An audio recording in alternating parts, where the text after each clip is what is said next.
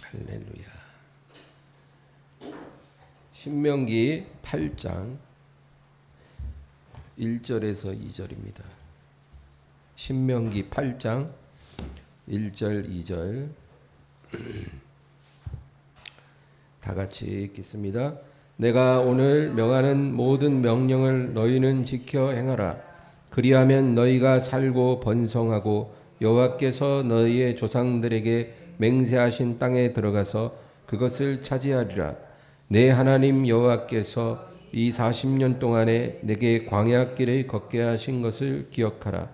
이는 너를 낮추시며 너를 시험하사 내 마음이 어떠한지 그 명령을 지키는지 지키지 않는지 알려 하심이라. 아멘.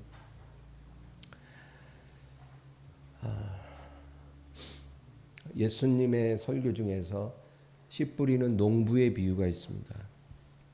우리가 잘 알듯이 농부가 씨를 뿌리는데 네 종류의 땅이 있더라는 거죠. 똑같은 씨앗이지만 종류가 다른 그런 네 가지 땅에 씨가 뿌려지는데 그 중에서 두 번째 땅이 흙이 얕은 돌밭이라는 겁니다. 흙이 있는데 사실은 돌밭이에요. 겉으로는 눈으로 볼 때는 흙밭이지만 속은 돌밭입니다. 여기에 씨가 뿌려지면 싹이 쉽게 착 나오지만 뿌리가 깊게 내려갈 수가 없기 때문에 뜨거운 햇빛이 쬐면 뿌리까지 다 말라버린다는 거죠. 여러분, 뿌리가 땅 밑에 깊이 내려가야 아무리 뜨거운 해가 비춰도 마르지 않는데 돌짝밭은 뿌리가 내려갈 수 없기 때문에 해가 나면 뿌리까지 말라버리더라. 근데 예수님이 이 비유에 대해서 설명을 해주셔요.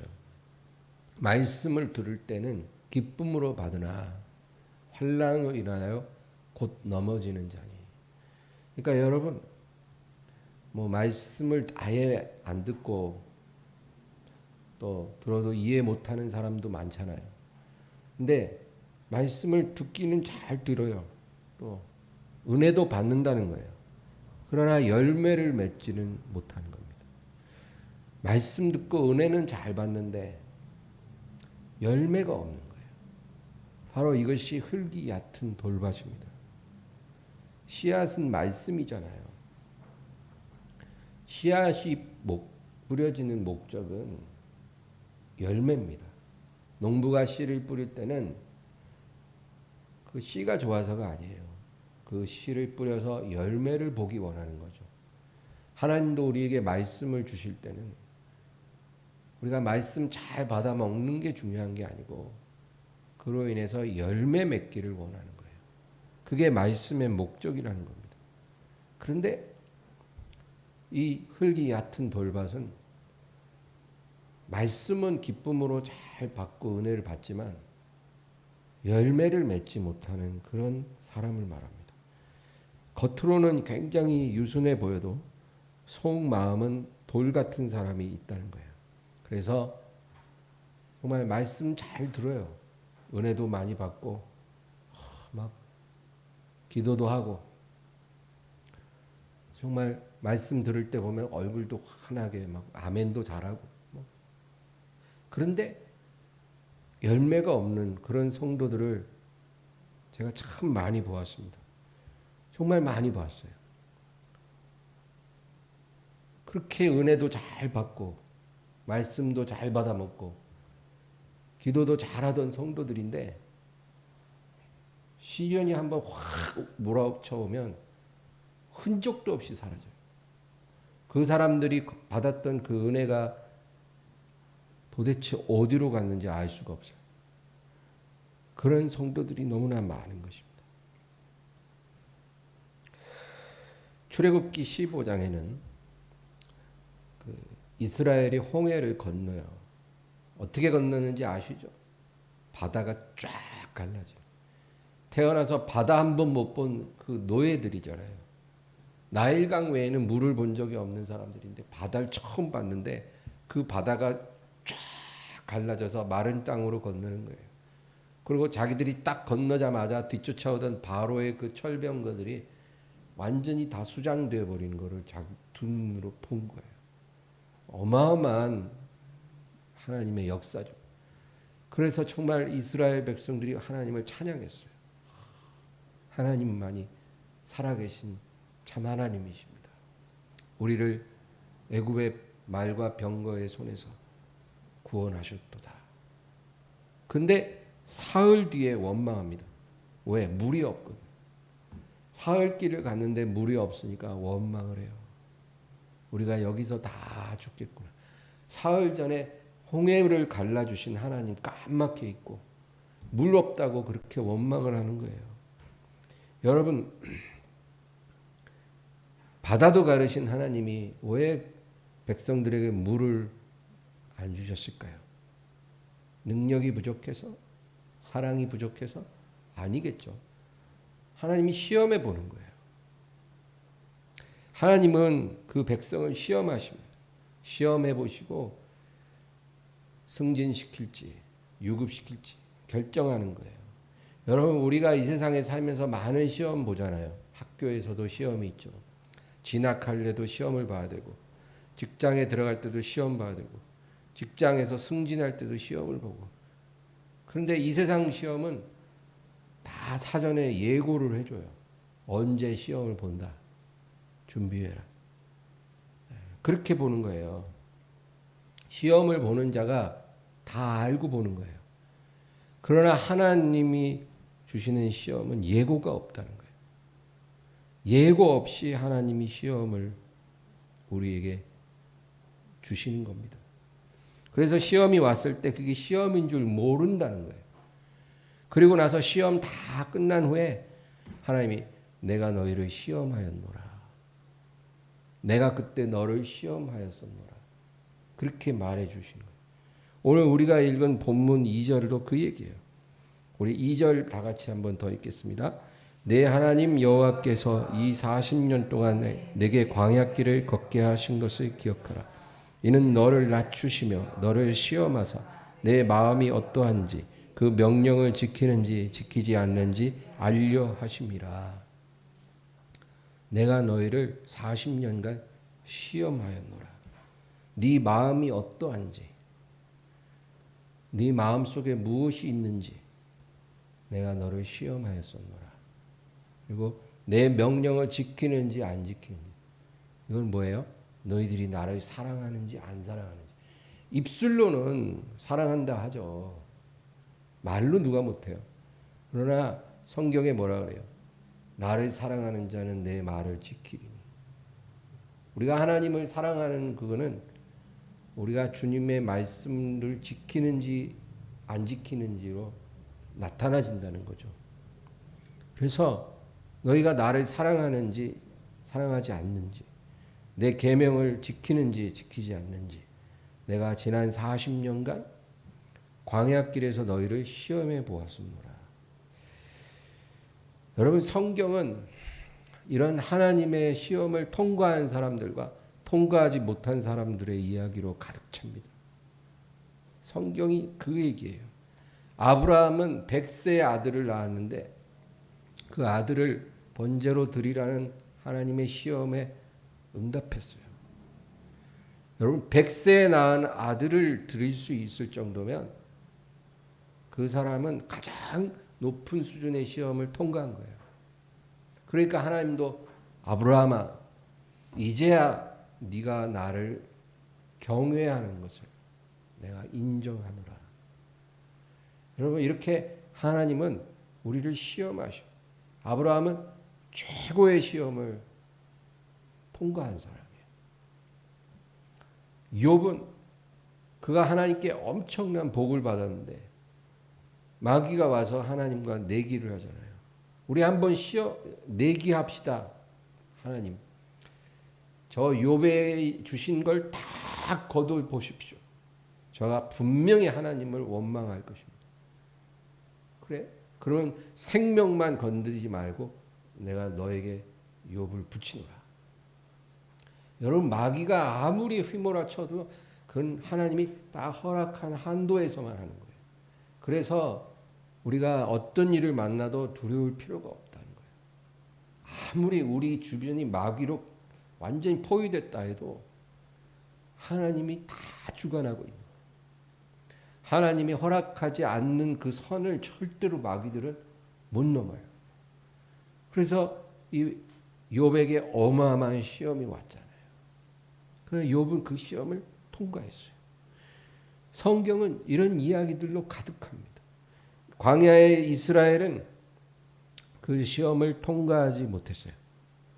왜냐하면 430년 종노릇하다 보니 그 마음이 흙이 얕게 깔린 돌짝밭이 된 거예요. 겉보기에는 하나님 백성 같지만 사실은 돌짝밭이에요. 그러니까 말씀이 뿌려져도 뿌리를 못 내려. 시련만 오면 그냥 다 말라버려요. 그런 마음이었어요. 사흘 전에 홍해가 갈라지는 걸 봤는데 물 없다고 막 원망하고 하나님을 공격하는 그런 마음. 시험만 오면 그냥 무조건 넘어지는 거예요. 네? 시험 없을 때는 그냥 그럴듯하게 싹을 틔우는 것 같더니만 말씀도 아멘 아멘 잘 듣고 기도하면서 눈물도 착착 흘리고 그러는데 시험만 오면 그냥 넘어져. 돌짝밭이에요. 그래서 2년이면 될 길을 40년이 걸린 거예요. 원래 2년만 지나면 요단강 건너야 되는 건데 시험을 통과하지 못하니까 자꾸 유급이 되는 거예요. 그래서 40년을 뺑뺑이 도는데 더 안타까운 건 하나님의 시험은 예고가 없다 그랬잖아요. 자기들이 지금 시험에 낙방해서 유급돼 갖고 뺑뺑이 돌고 있다는 것조차도 몰랐다는 거예요. 이스라엘.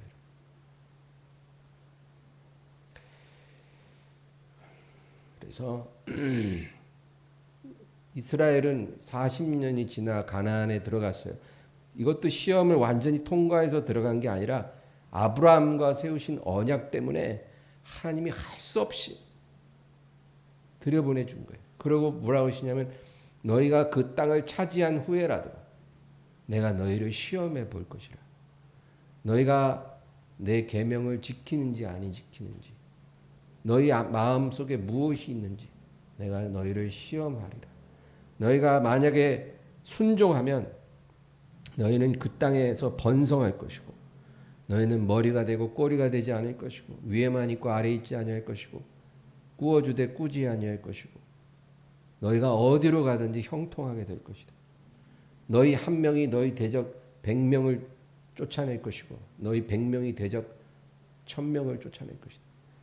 하나님 그렇게 약속을 해주시고 그러나 만일 너희가 불순종하면 반대로 되고 너희는 머리가 되지 못하고 꼬리만 될 것이고 위에 올라가지 못하고 아래만 있을 것이고 너희는 꾸어주지 못하고 꾸기만 하면서 빚더미 위에 올라앉을 것이고 그리고 내가 너희를 전염병과 기근과 전쟁으로 징치하리라.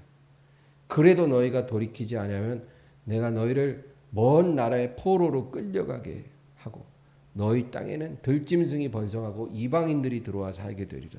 하나님이 그렇게 예언을 다 하셨어요.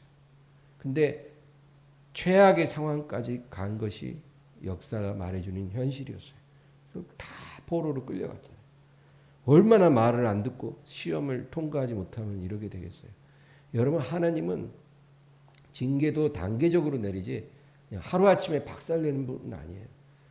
경고하고 그리고 기다려주시고 그리고 처음에는 약한 징계 그 다음에 중간 징계 그 센 징계 그 다음에 아주 극도로 강한 징계 점점 단계를 내리신다. 시험을 항상 이기는 것은 쉽지 않습니다. 다윗도 그가 왕이 되어 안락한 생활할 때 실족했습니다. 그가 전쟁 시에 혹은 사울에게 쫓길 때는 시험에 들지 않았어요. 그러나 그가 평안할 때 실족하고 말았습니다. 아브라함과 사라도 인내의 한계점에서 그들은 인본주의적 결정을 내렸어요. 하나님의 약속을 기다리고 기다리다가 이제 완전히 두 사람의 몸이 고목처럼 됐을 때 인본주의적인 방법을 생각해냈죠. 그래서 하갈을 첩으로 얻었으나 결국은 쓴 열매를 거두고 말았습니다. 이렇게 하나님이 수많은 실패의 이야기들을 우리에게 주신 것은 우리도 실패해도 괜찮다는 말이 아니에요. 아유, 아브라함도 실패하고 다윗도 실패했으니까 우리도 괜찮겠다. 그러라고 말해 주신 게 아니고 같은 실패를 하지 말라는 거예요. 너희는 제발 이런 과오를 반복하지 말거라. 여러분, 왜 많은 사람들이 그토록 오랜 세월 하나님을 섬기고 주님을 믿었는데 변하지 않을까요?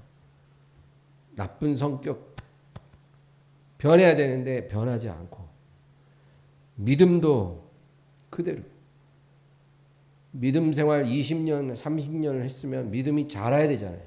근데 오히려 초신자 때 그 순수한 믿음보다도 못한 사람들이 너무나 많아요. 삶의 축복도 없어요. 점점 어려워지기만 해요. 왜 그럴까요? 하나님이 주시는 시험을 통과하지 못해서 그런 것입니다.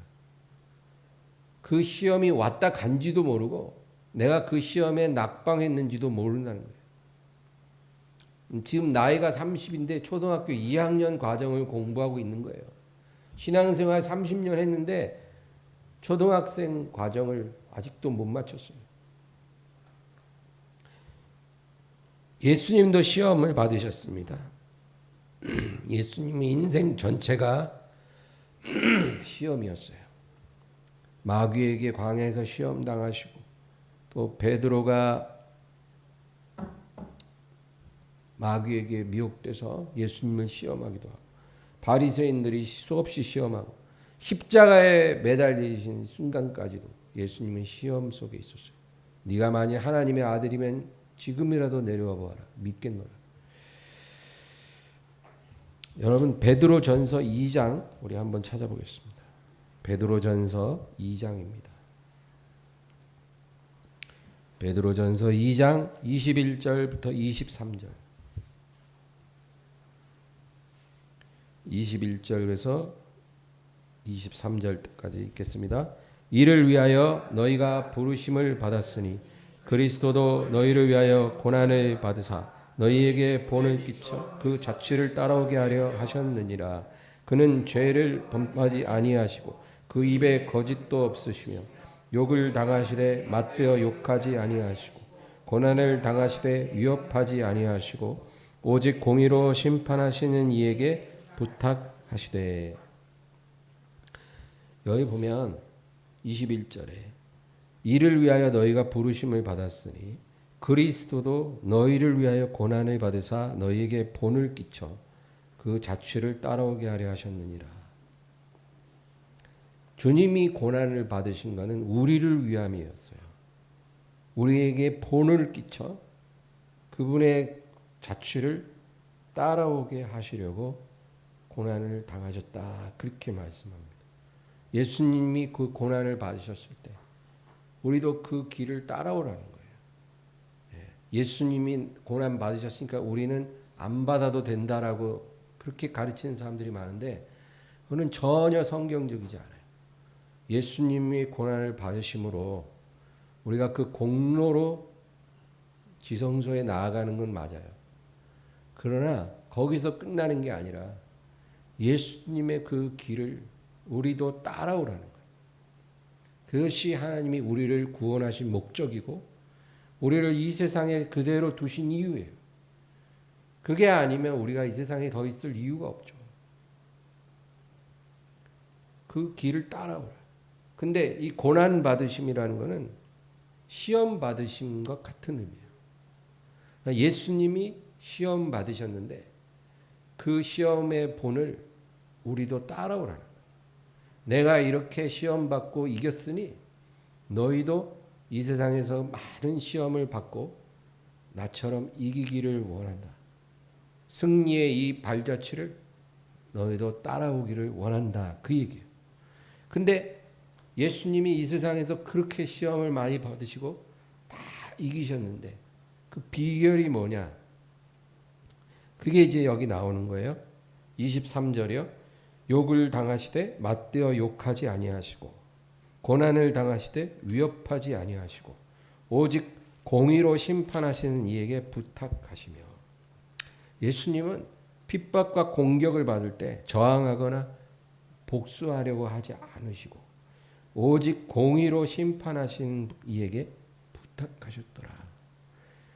이게 하나님의 주권에 맡겼다 그 말이에요. 예수님 자기가 스스로 원수를 갚거나 뭔가 자기가 방법을 찾아내려고 하지 않고 하나님의 주권 속에 자신을 내어 맡기고, 하나님께서 결코 보좌에 앉아만 계신 하나님이 아니라 모든 것을 다 감찰하시고 모든 것을 주관하신다는 걸 믿기 때문에 하나님께 맡기셨다는 것. 이것이 예수님이 이 세상에서 그 시험을 이긴 중요한 비결이라는 거예요. 여러분 모세를 보세요. 모세는 원래 다혈질이죠. 그러나 40년 연단 받으면서 굉장히 온유해졌어요. 지면의 모든 사람들보다도 더 온유하였더라. 근데 이 모세가 광야에서 이스라엘을 인도할 때 얼마나 많은 공격을 받았는지 몰라요. 공격하는 사람은 가장 가까운 사람이에요. 그래서 모세의 형제였던 아론과 미리암이 모세의 권위에 대적했어요. 너만 하나님 음성 듣냐? 우리도 듣는다. 왜 너만 그렇게 절대적인 권력을 네가 가지려 하느냐? 너만 그런 권위를 가지려 하느냐? 우리도 너와 동일한 권위가 있다. 이런 거예요. 나중에 하나님이 뭐라 그래요? 너희들한테 내가 꿈이나 환상을 주서 말하지만 모세는 얼굴을 대면해서 말하는 내 종이니라. 레벨이 틀린 거죠. 하나님이 세운 그 영적 권위가 다르다 그 얘기죠. 그때도 모세는 지팡이로 그냥 머리를 탁 후려쳐서 진압하는 게 아니고 하나님 앞에 엎드렸다는 거예요. 하나님께 엎드린 거예요.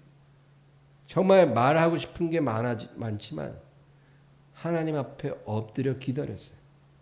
하나님의 선한 주권에 자신의 운명을 맡겨드렸어요. 그러니까 하나님이 나서서 아론과 미리암을 꾸짖어 주셨어요. 이것이 우리가 시험을 이기는 중요한 비결이에요. 레위 지파의 고라와 다단과 아비람이 이 모세에 대적했어요. 왜 너희 가족만 그렇게 특별하게 하느냐? 우리 레위 지파가 다 거룩하지 않느냐? 그때도 모세는 하나님 앞에 그냥 엎드렸어요. 그러니까 하나님께서 그 고라와 다단과 아비람의 장막을 땅이 꺼지게 했어요. 싱크홀이 발생해 갖고 그냥 순식간에 다 사라져 버렸어요. 여러분, 하나님께 맡기는 것이 지혜고 그것이 정말 무서운 능력이에요. 깨어진 사람과 깨어지지 않은 사람은 뭐가 다를까요? 깨어지지 않은 사람은 억울한 일을 견디지 못합니다.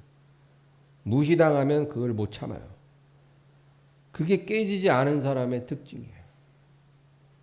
그리고 내가 어떻게 이 원한을 갚을까? 그러나 깨어진 사람은 억울한 일을 그냥 받습니다. 세상 살다 억울한 일이 어디 한둘이에요. 그러나 그 상황을 그냥 받아들이는 거예요. 왜? 모든 좋은 일, 안 좋은 일이 다 하나님으로부터 온다는 걸 믿기 때문에.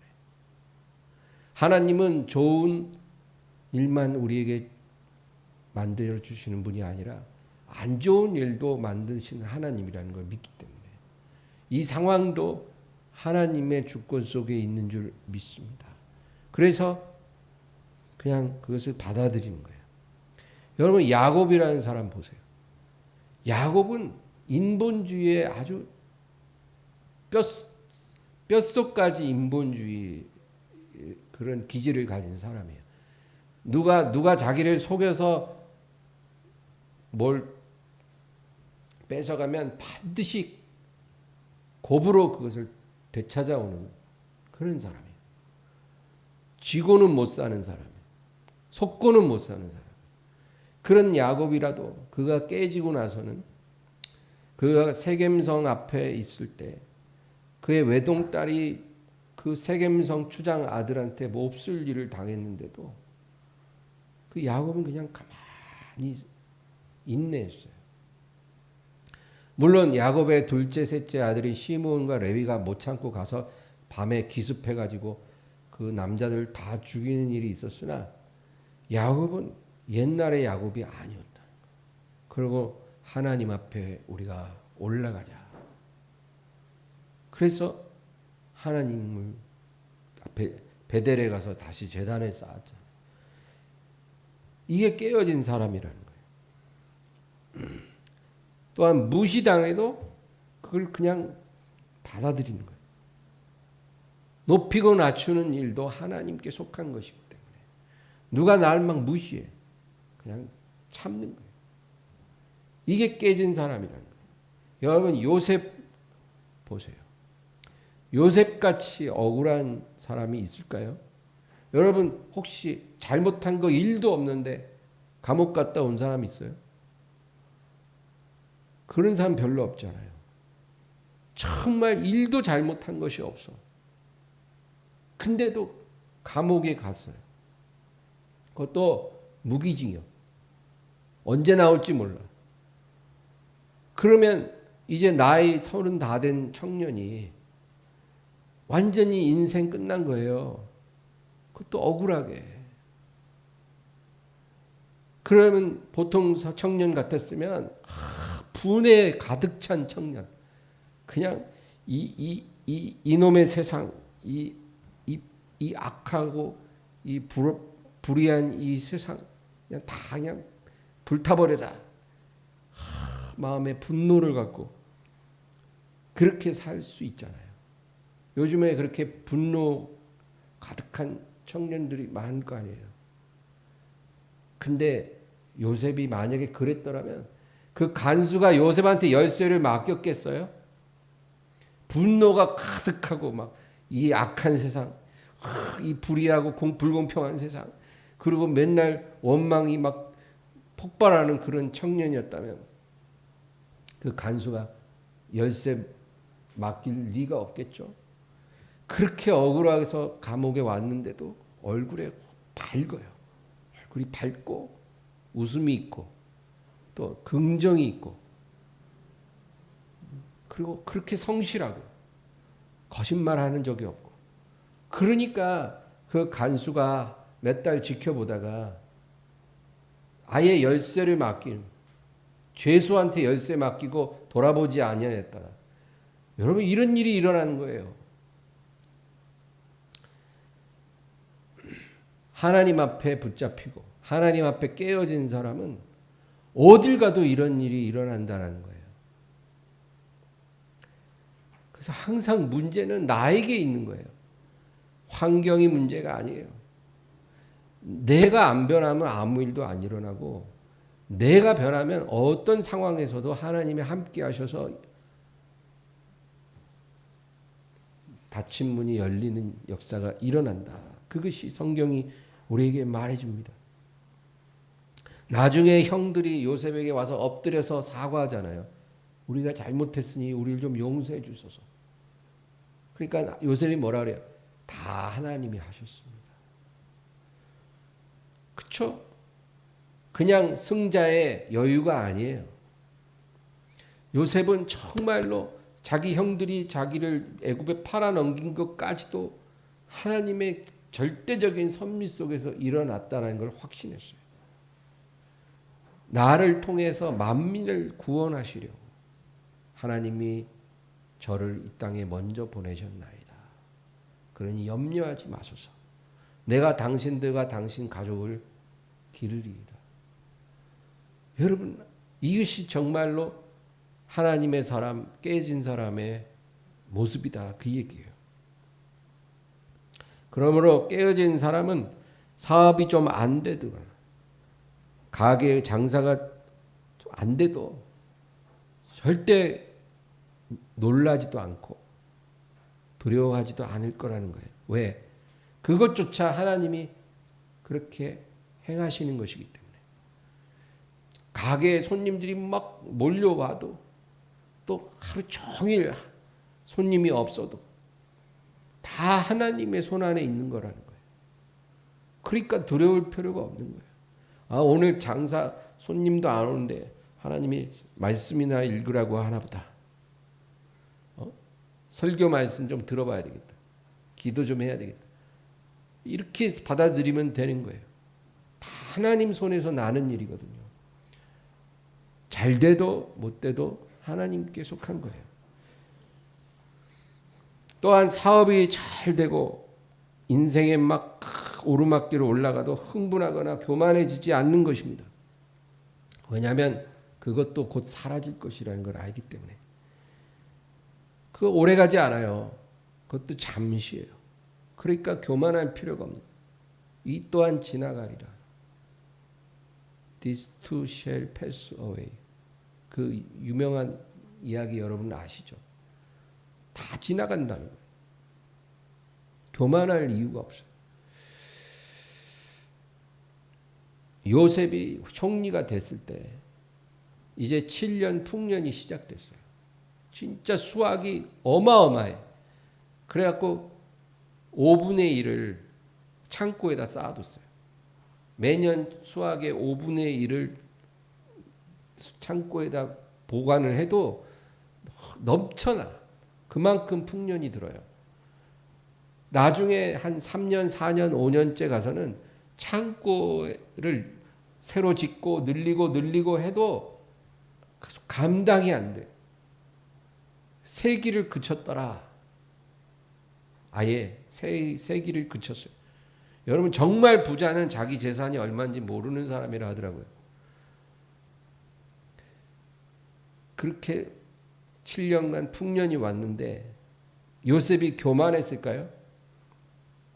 절대 교만 안 해요. 왜? 7년 지나면 끝날 걸 알기 때문에.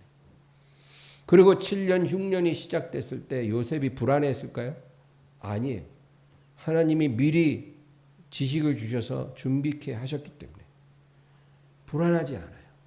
그러면 지금 내 삶에 어려움이 다가왔는데 나는 요셉처럼 미리 알려줘서 준비하지도 못했는데 난 아무 준비가 안 돼 있는데 이렇게 어려움이 오면 어떻게 하나님? 걱정 마세요. 엘리야가 그리 시내가에 갔을 때 까마귀가 떡을 물어다 줬다 그러잖아요. 그리 시내가는 물밖에 없는데 먹을 게 없는 곳인데 까마귀가 아침 저녁으로 떡을 물어다 놓고 가요. 하나님이 그렇게 하셔요. 걱정할 게 없어요. 나중에 시냇물이 마르니까 하나님이 사르밧 과부에게로 가라. 그렇게 또 명령을 내리셨잖아요. 여러분 하나님의 사람은 그래서 잘 된다고 교만할 필요도 없고 안 된다고 해서 두려워할 필요가 없다 그 얘기입니다. 지금 코로나 상황도 여러분 하나님이 이 상황을 철저히 주관하고 계시다는 거 믿으시기 바랍니다. 하나님이 온전히 이 상황을 컨트롤하고 계세요. 그러면 왜 이런 상황이 이렇게 왔을까요? 하나님께서 왜 온 세상에 지구촌에 어느 한 지역도 예외 없이 이런 엄청난 상황이 오게 하시고 기약 없이 벌써 몇 년째 이 상황이 흘러가잖아요. 처음에 2주면 끝난다 그랬잖아요. 2주가 뭐예요? 2년 지났는데 앞으로도 몇 년 갈지 알 수도 없고 점점 더 심해지잖아요. 그럼 왜 하나님이 이런 상황을 주셨을까요? 여러분 오늘 말씀대로 우리가 한번 생각해 본다면 하나님이 지금 우리 안에 무엇이 있는지 시험해 보시는 거예요. 지금 우리는 하나님의 시험 속에 들어와 있어요. 그런데도 지금 우리가 시험을 받고 있다는 것도 모르고, 시험 받고 있다는 걸 모른다는 것은 그 시험에 떨어질 확률이 99%라는 거예요. 그런 상황이라면 얼마나 잘못됐습니까? 여러분, 우리가 이 시험을 통과하게 되기를 바랍니다. 흙이 얕은 돌밭이 돼서 무너지지 말고 진짜 좋은 땅이 돼서 30배, 60배, 100배 결실하는 그런 우리 모두가 되기를 주의 이름으로 축원합니다.